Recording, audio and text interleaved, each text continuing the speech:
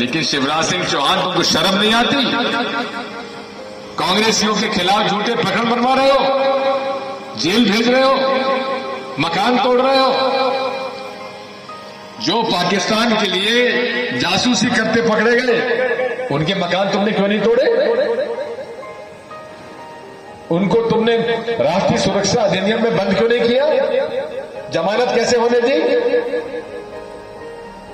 भाजपा के नेता राष्ट्रभक्त पाकिस्तान की आईएसआई की एजेंसी के लिए जासूसी कर रहे। वो बजरंग दल के नेता सतना का बलराम सिंह, बजरंग दल का नेता पाकिस्तानी आईएसआई एजेंसी से पैसा लेकर खुफियागिरी कर रहा पाकिस्तान के लिए। और ऐसे संगठन की तुलना ये नरेंद्र मोदी करते बजरंगबली से। हमारी धार्मिक भावनाओं का ठेस पहुंचाया है नरेंद्र मोदी तुमने, जो तुमने हमारे इष्ट देव बजरंगबली की तुलना इस गुंडों की फौज वाली बजरंग दल के साथ तुमने उनकी तुलना की है। इनको कोई अधिकार नहीं है धर्म के नाम पर बात करने की।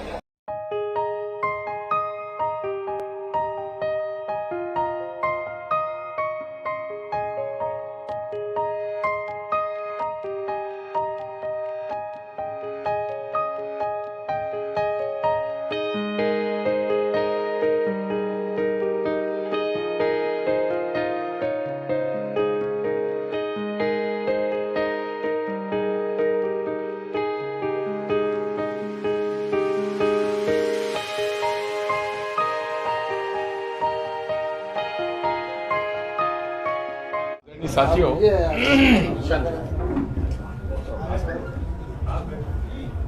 मध्य प्रदेश के अंदर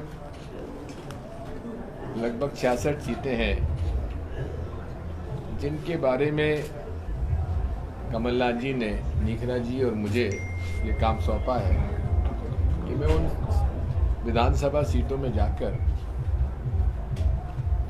जो कमलनाथ जी का छिंदवाड़ा मॉडल है, पोलिंग बूथ, सेक्टर, मंडल, सब ब्लॉक, उसके अनुसार काम हो रहा है कि नहीं हो रहा, उसकी समीक्षा करें और समीक्षा के पश्चात कहीं कमी है तो उसको ठीक करें।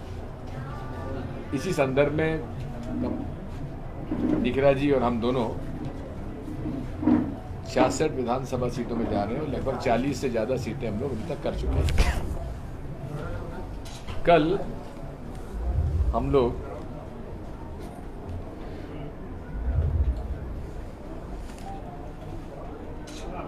नर्मदापुरम और पिपरिया विधानसभा में थे और आज सांची में आए हैं। सांची सीट पर कांग्रेस पार्टी चुनाव जीतती रही है, 18 में भी जीते थे,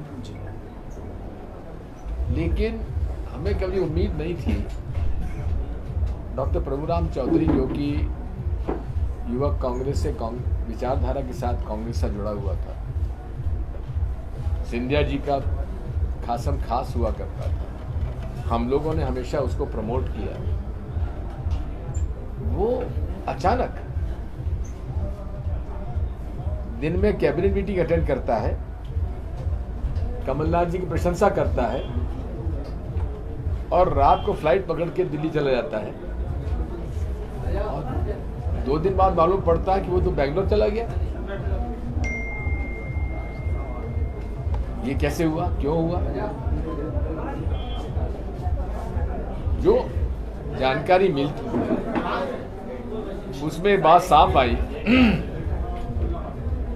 और मैं इस बात को पहले भी कह रहा था कि भारतीय जनता पार्टी 15 से 25 करोड़ रुपए एक विधायकों को उन्होंने ऑफर दिए थे। जिनको ऑफर दिए गए थे उन्होंने मुझे बताया था कि साहब हमारे पास ये ऑफर आ रहा है भाजपा का। तो हमने कंट्रोल करने की कोशिश की, कंट्रोल भी कर लिया था, लेकिन ये उम्मीद नहीं करते थे कि सिंधिया जी इस लालच में छोड़कर हमको चले जाए। लोग कहते हैं सिंधिया जी नाराज थे, किस बात से नाराज थे? 1 हफ्ते पहले करेरा में उन्होंने कर्जा माफी के सर्टिफिकेट बांटे, जिसका वीडियो रिकॉर्डिंग है। कितने विचारधारा से कांग्रेस से जुड़े हुए थे, उनका वीडियो रिकॉर्डिंग है। मंदसौर के किसानों पर हुए गोलीबारी के मामले में उन्होंने एक दिन की कुछ भूख हड़ताल की अनशन किया भोपाल में, और कहा था कि शिवराज सिंह चौहान, तुम्हारे हाथों में रंग खून से रंगे हुए हैं और कोई भी तुम कोशिश कर लो वो नहीं धुल सकते। ये उनकी वीडियो रिकॉर्डिंग। मोदी जी से उन्होंने कहा था कि आप पाकिस्तान जाके नवाज शरीफ की बिरयानी खाया है, ये भी वीडियो रिकॉर्डिंग है। फिर अचानक क्या हो गया कि जो प्रशंसा कर रहे हैं सरकार की, ये कर्जा हमने माफ किया, उसका श्रेय ले रहे हैं, फिर चले गए। कभी आप उम्मीद कर सकते थे? कम से कम मैं तो उम्मीद नहीं करता था। और उसको अपने नहीं संभाल पाए। खैर, क्यों गए, कैसे गए, ये अपना इतिहास है। लेकिन आम जो जानकारी हमको मिल रही है कि लोगों को 25 से 50 करोड़ रुपए प्रति विधायक दिए गए।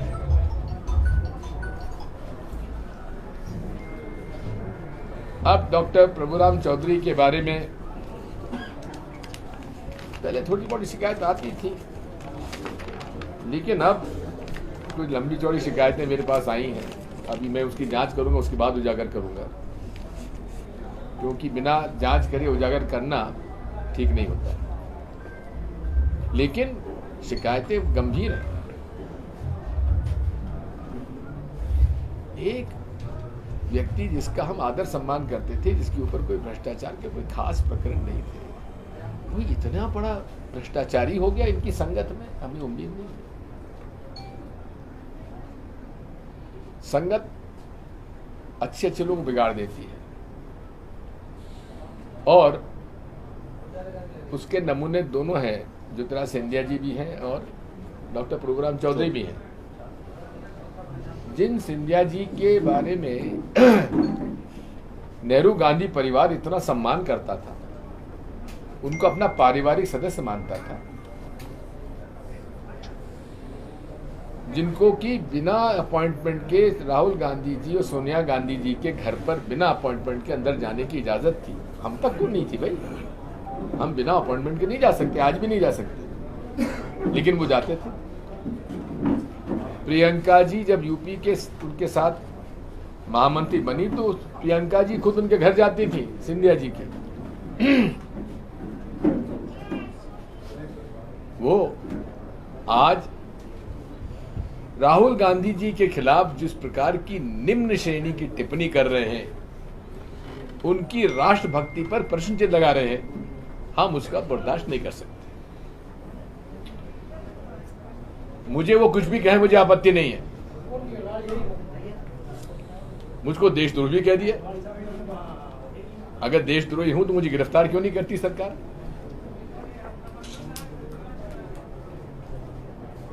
और नहीं तो सिंधिया जी को माफी मांगना चाहिए। संगत में बिगड़ गए। शिवराज सिंह चौहान भी मुझे देशद्रोही कह चुके हैं।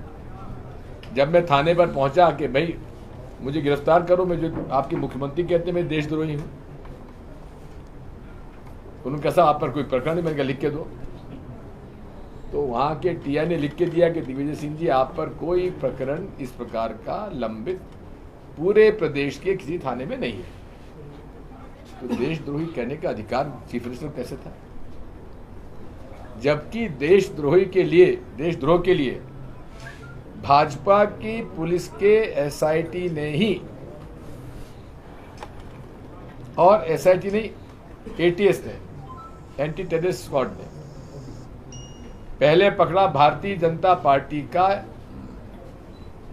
आईटी सेल का अध्यक्ष ध्रुव सक्सेना को, जो कि आईएसआई की पाकिस्तान इंटेलिजेंस एजेंसी के लिए पैसा लेकर खुफियागिरी कर रहा था। फिर पकड़ा बलराम सिंह को, जो बजरंग दल का प्रमुख सतना का, उसके साथ 20 लोग और पकड़े गए। उनमें एक ग्वालियर के भाजपा पार्षद का भाई, ये सारे लोग पकड़े गए। लेकिन मैं आज तक नहीं समझ पाया कि जो राष्ट्रभक्ति का एक आवरण ओढ़े हुए है भारतीय जनता पार्टी, उसके मुख्यमंत्री ने इन लोगों पर राष्ट्रद्रोह का प्रकरण कायम क्यों नहीं किया? नेशनल सिक्योरिटी एक्ट क्यों नहीं लागू किया? क्यों नहीं इनके भवन गिराए गए? क्यों नहीं बुलडोजर चलाए गए इन पर जो राष्ट्रद्रोह का काम करते हैं? हाई कोर्ट से उनकी जमानत हो गई। शिवराज सिंह चौहान जी ने सुप्रीम कोर्ट में इन राष्ट्रद्रोहियों की जमानत के खिलाफ अपील क्यों नहीं की? ये मेरे प्रश्न है। आज तक शिवराज सिंह चौहान इसका उत्तर नहीं देते। इसके बाद अभी डीआरडीओ के अंदर एक सीनियर वैज्ञानिक, जो कि आरएसएस का अपने आप को कार्यकर्ता कहता था, सीनियर साइंटिस्ट, जो कि सावरकर जी को उनका शिष्य मानता था, उनको गुरु मानता था, वो भी पाकिस्तान की आईएसआई के लिए काम करता हुआ पकड़ा गया। और अब आज एक नई खबर आई है, आपके रायसेन जिले में ही नेशनल इन्वेस्टिगेटिव एजेंसी ने डायरेक्ट की छापा मारा और वहां हिज़्ब उत तहरीर HUT नाम का आतंकवादी संगठन रायसेन के जंगलों में कैंप चला रहा था। लेकिन ना वन विभाग को जानकारी मिली, ना शिवराज सिंह चौहान के इंटेलिजेंस की को जानकारी मिली, ना मध्य प्रदेश पुलिस को जानकारी मिली। क्या इसका उत्तर शिवराज सिंह चौहान देंगे कि इतना निकम्मी सरकार है तुम्हारी, इतना निकम्मा खुफिया तंत्र है तुम्हारा? यहां के एसपी रायसेन से स्पष्टीकरण लेना चाहिए। यहां का जो स्पेशल ब्रांच का जो अधिकारी यहां पर मौजूद है, उनसे स्पष्टीकरण लेना चाहिए। वहां के रेंज ऑफिसर से स्पष्टीकरण लेना चाहिए, फॉरेस्ट गार्ड से लेना चाहिए कि इतना राष्ट्रद्रोह का कैंप चल रहा है और आपको जानकारी नहीं है। और सबसे एक चौंकाने वाली बात यह आई है कि सौरभ राजवैद, जो बैरसिया का एक जैन समाज का लड़का, वो खुद कहता है कि मैं तो आरएसएस की शाखा में जाता आया और बौद्धिक कैंपों में जाता रहा। मैं प्रश्न पूछना चाहता हूं मोहन भागवत जी से, यहां के संघ के प्रांत प्रचारक जी से, ये कौन सा बौद्धिक आप करवा रहे हैं बच्चों से, जिसके वजह से ये आतंकवादी इस्लामिक जो संगठन है उनके सदस्य बनकर यहां पर भारत के सुरक्षा के खिलाफ षड्यंत्र कर रहे हैं? उसका नाम सलीम रख लिया उसने अपने आप को। ये तेलंगाना पकड़ा गया, तेलंगाना पुलिस ने पकड़ लिया, लेकिन मध्य प्रदेश पुलिस को जानकारी नहीं मिली। बात यही है कि ये लोग आईएसआई के लिए काम कर रहे थे। अब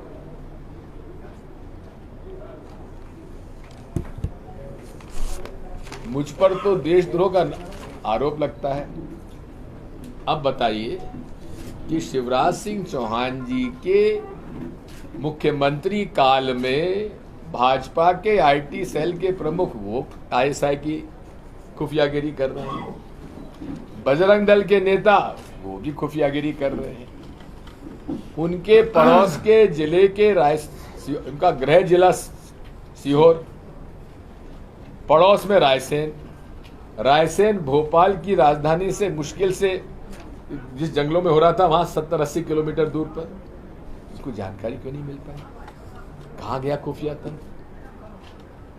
मैं तो कहता हूं कि ऐसे प्रकरणों में जांच होनी चाहिए कि इनके तार भारतीय जनता पार्टी कौन कौन से नेता जुड़े हुए हैं, कौन कौन इनको संरक्षण दे रहे हैं, पुलिस में कौन अधिकारी इनको संरक्षण दे रहे हैं, इसकी जांच होना चाहिए।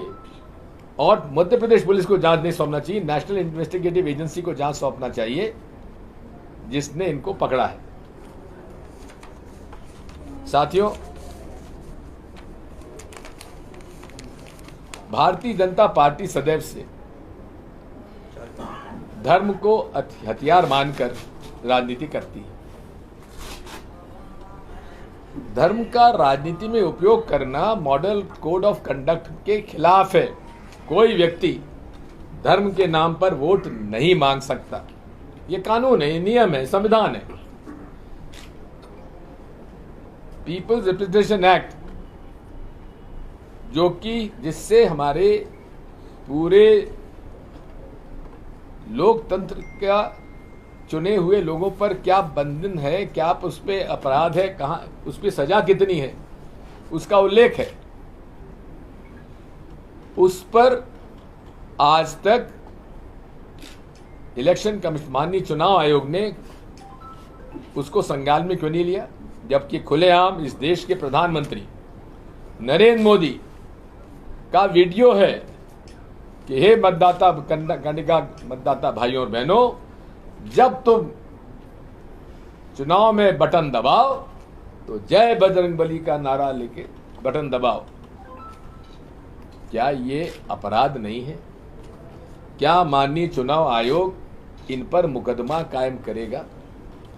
क्या उनको नोटिस तो देगा? सोनिया जी के एक छोटे से बयान पर नोटिस मिल सकता है, लेकिन नरेंद्र मोदी प्रधानमंत्री जो खुलेआम उल्लंघन कर रहे हैं, उन पर क्यों नहीं मुकदमा दायर होना चाहिए? मैं एक सनातन धर्म का मानने वाला एक अच्छा हिंदू हूं। बजरंगबली के हम लोग उपासक हैं। क्या बजरंगबली की तुलना बजरंग दल से की जाएगी?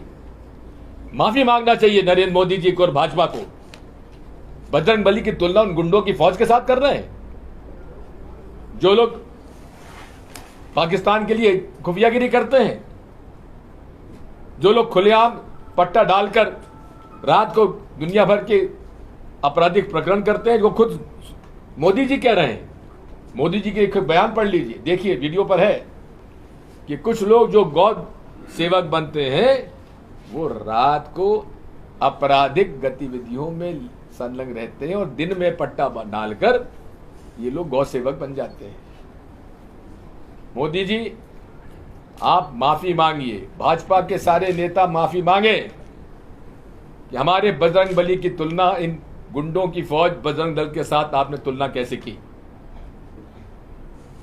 भ्रष्टाचार का आलम कितना है? आपकी रायसेन का ही मेरे पास कुछ जानकारी मिली है। रायसेन में भोपाल के निकट माननीय लोक आयुक्त ने 7 महीने में 8 लोक आयुक्त के यहाँ पे छापे पड़े हैं, पटवारी, तहसीलदार, एसडीएम, इन सब पर।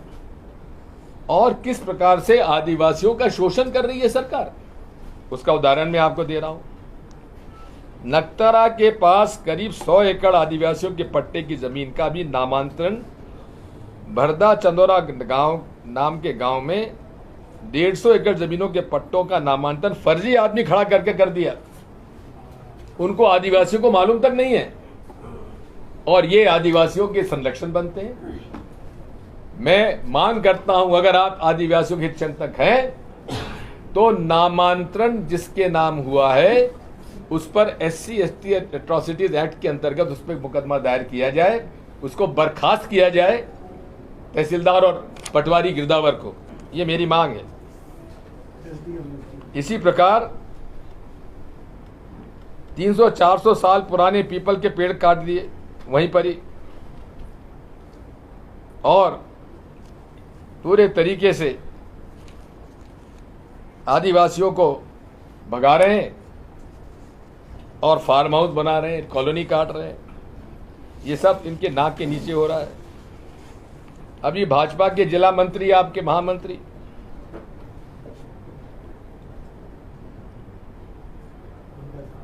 राम कुमार साहू के सगे भाई प्रेम नारायण साहू 50,000 रुपए रिश्वत लेती हुए पकड़े गए।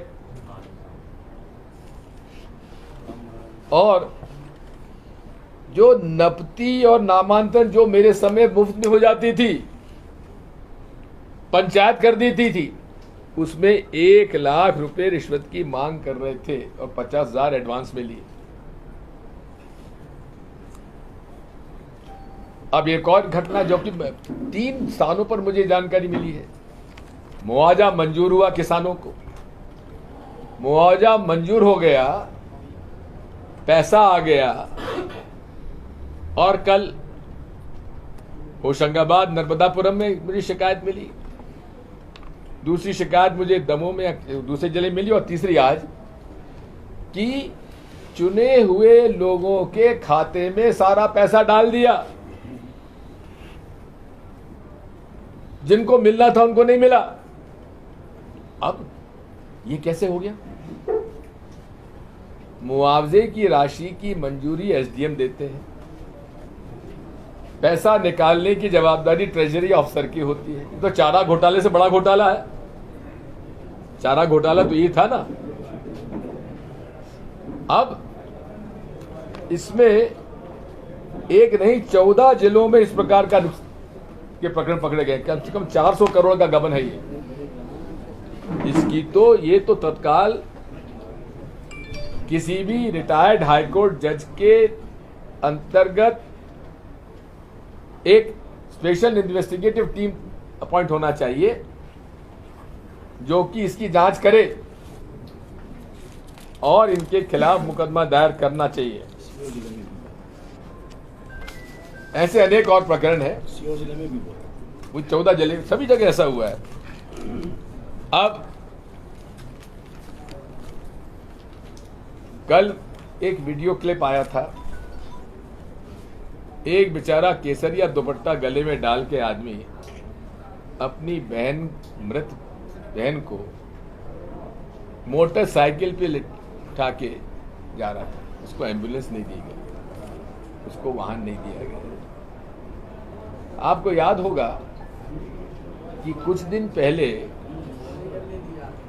शिवराज सिंह चौहान उर्फ मामा उर्फ मामू ने लाल परेड ग्राउंड पर 1000 से ज्यादा एम्बुलेंस खड़ी करके फोटो खिंचवाया था, नहीं खिंचवाया था?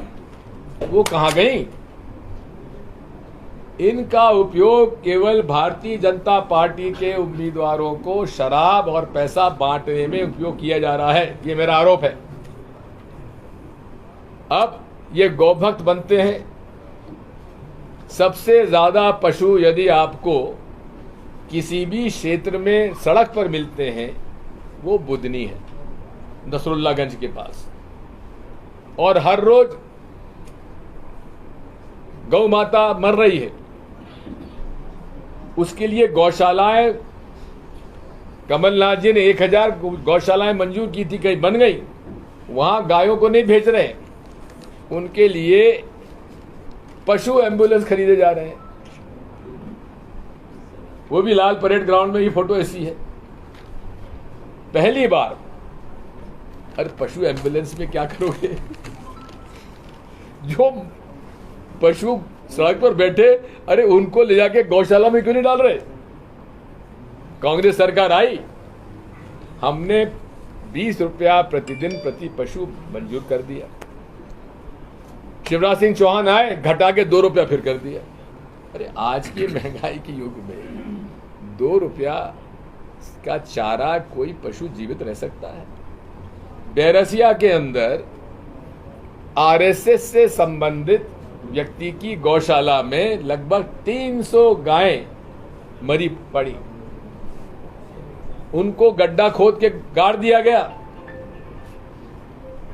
और आज तक उस संगठन पे कार्रवाई नहीं हुई।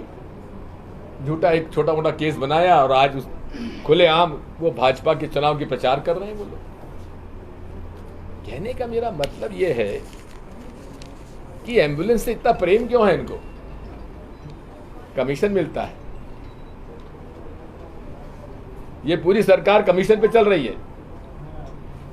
आपने कर्नाटक में देख लिया ना, कमीशन सरकार का क्या हश्र होता है, वही हश्र मध्य प्रदेश में इस सरकार का भी होगा। मुझे बता दो, कौन सी खरीद फरोख्त में नीचे से लेकर ऊपर कमीशनबाजी नहीं होती है। भाजपा व्यवसाय कर रही है। भारतीय जनता पार्टी जो है उसके मुख्यमंत्री, मंत्री, विधायक, दलाल, नेता, अधिकारी, कर्मचारी हर बिजनेस में हिस्सा मांगते हैं। कॉलोनी काट रहे हो, हमको कितने प्लॉट दे रहे हो? मल्टी बना रहे हो, हमको कितने फ्लैट दे रहे हो? ये होता है कि नहीं होता है? पीडीएस का हाल बता दूं, पीडीएस में इतना बड़ा घोटाला है कि 50% भी नहीं मिलता लोगों को। कहां जा रहा है, कहां बिक रहा है, आप सबको मालूम है, मुझे भी मालूम है। इसलिए साथियों, ज्यादा तो मैं और अब क्या कहूं, अभी तो मेरे पास शिव पुराण है, धीरे धीरे पढ़ते खोलता जाऊंगा। इतना रिकॉर्ड मेरे पास शिवराज सिंह चौहान के अर्जित संपत्ति का है कि ये मुंह छिपाते फिरेंगे, लेकिन समय आने पर। और कुछ हाल ही में कमलनाथ जी का एक बयान सामने आया हुआ है जिसमें उन्होंने प्रदेश में अगर कांग्रेस की सरकार बनती है तो 100 यूनिट तक का बिल माफ करने की बात कही हुई है। पर भाजपा का आरोप यह है कि पहले भी कर्ज माफी की बात कांग्रेस ने कही थी जो नहीं किया गया। किसने कहा नहीं किया गया? तो जरा शिवराज सिंह चौहान के जैत के उसके रिश्तेदारों से पूछ लो कि वहां के कर्जा माफ हुए कि नहीं हुए। 27 लाख किसानों का कर्जा माफ हुआ है। मैं कहता हूं ये शिवराज सिंह जी और नरेंद्र मोदी में अगर झूठ बोलने का ये कंपटीशन होगा तो दोनों में बड़ा स्ट्रांग चलेगा, कौन गोल्ड मेडल जीतेगा और कौन सिल्वर मेडल जीतेगा। अगर ऐसा कर्नाटक चुनाव की बात आपने से कमीशन की बात की तो यहाँ कितने % कमीशन, क्या तुलना लगाई कांग्रेस ने और क्या? एक बात सुन लीजिए, ये लोएस्ट लेवल पर 2 to 4%, उससे ऊपर चलो तो 4 to 10%, उससे ऊपर चलो तो 4 to 10%। अब लगा लो कितने % जाएगा ऊपर तक। मध्य प्रदेश में लाडली बहना योजना चालू की गई, इसको लेकर आपने? लाडली बहना योजना की याद 20 साल बाद क्यों आई शिवराज चौहान को?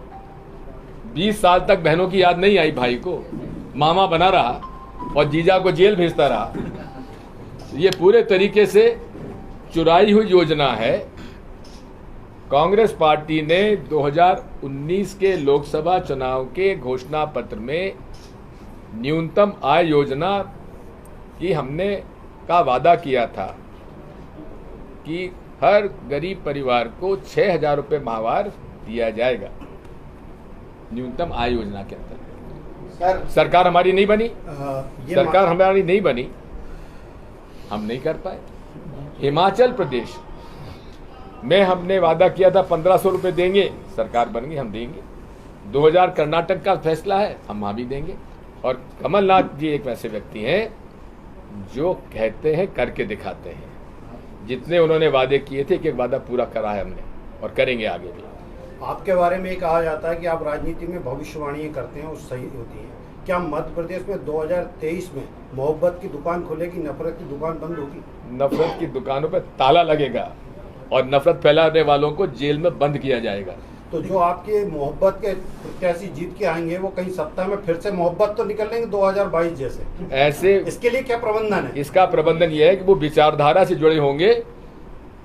गद्दारों और भाजपा से मिले हुए लोग नहीं होंगे, ले जाएंगे। विचारधारा से लोगों को साथ जोड़ा जाएगा। सर, कर्नाटक चुनाव में आपने अपने मैनिफेस्टो में बजरंग दल को बैन करने की बात कही है, क्या राय से मध्य प्रदेश चुनाव में भी क्या आप ऐसा करेंगे कुछ?